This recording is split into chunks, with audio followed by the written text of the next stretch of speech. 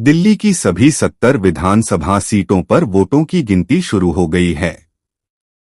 आज यह साफ हो जाएगा कि मुस्तफाबाद सीट पर आम आदमी पार्टी एक बार फिर वापसी करेगी या किसी और पार्टी का कैंडिडेट नया इतिहास रचेगा।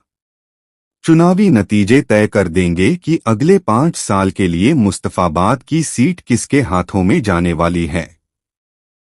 मुस्तफाबाद सीट की बात करें तो ये उन इलाकों में से एक है जहां साल 2020 में सांप्रदायिक दंगे हुए थे।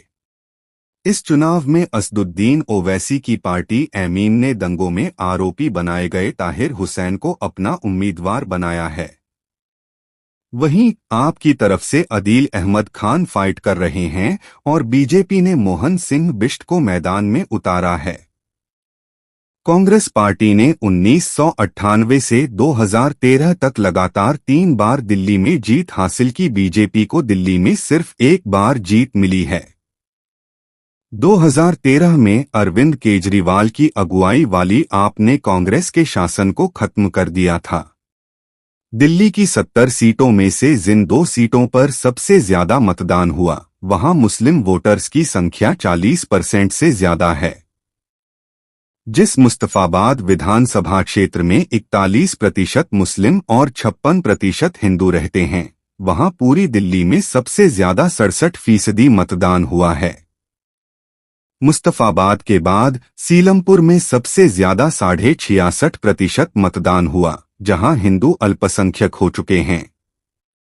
इस सीट पर 57% आबादी मुसलमानों की है और 40% आबादी हिंदुओं की है। जिस सीट पर सबसे कम मतदान हुआ उस सीट का नाम है करोलबाग। इस सीट पर सिर्फ 47.5% मतदान हुआ है और यहां 91% आबादी हिंदुओं की है और सिर्फ 4.2% आबादी मुसलमानों की है। इस वोटिंग पैटर्न से आपको ये समझ आएगा कि जहां हिंदुओं की आबादी ज्यादा है वहां कम मतदान हुआ है और जहां मुसलमानों की आबादी ज्यादा है वहां जबरदस्त वोटिंग हुई है। दिल्ली में कुल 11 जिले हैं, जिनमें सबसे ज्यादा 64% मतदान उत्तर पूर्वी दिल्ली में हुआ है।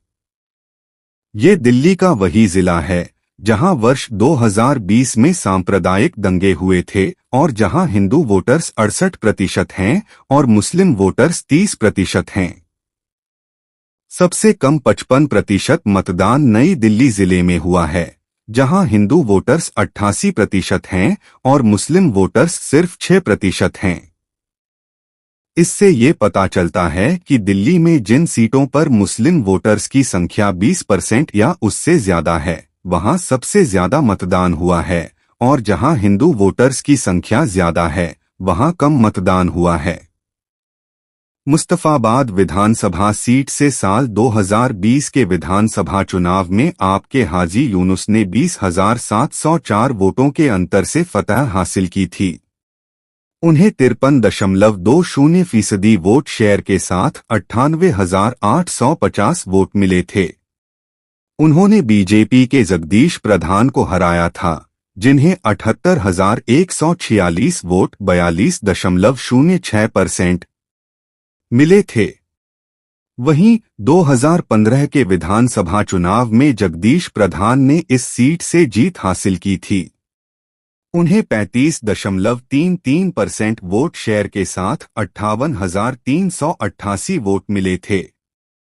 इसके अलावा आईएनसी उम्मीदवार हसन अहमद को 52,357 वोट 31.68% मिले। जगदीश ने कांग्रेस कैंडिडेट्स को 6,031 वोटों के अंतर से हराया था। दिल्ली के लोगों ने इस बार न सिर्फ पिछली बार से कम मतदान किया बल्कि इस बार ये आंकड़ा अब भी 60% को छू नहीं पाया है। पिछली बार जब आम आदमी पार्टी ने 70 में से 62 सीटें जीती थीं, तब लगभग 62.5% मतदान हुआ था और वर्ष 2015 में जब 70 में से 67 सीटें जीती थी तब 67% से ज्यादा मतदान हुआ था। ये आंकड़ा साल 2024 के लोकसभा चुनावों से 0.7% कम है।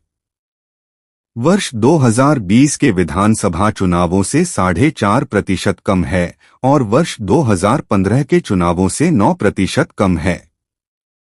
दिल्ली में देश का सबसे जागरूक और सबसे शिक्षित वोटर रहता है और यहां लगभग हर व्यक्ति के पास स्मार्टफोन है, लेकिन इसके बावजूद आज दिल्ली के 1,56,00,000 वोटर्स में से 65 लाख लोगों ने वोट नहीं डाला।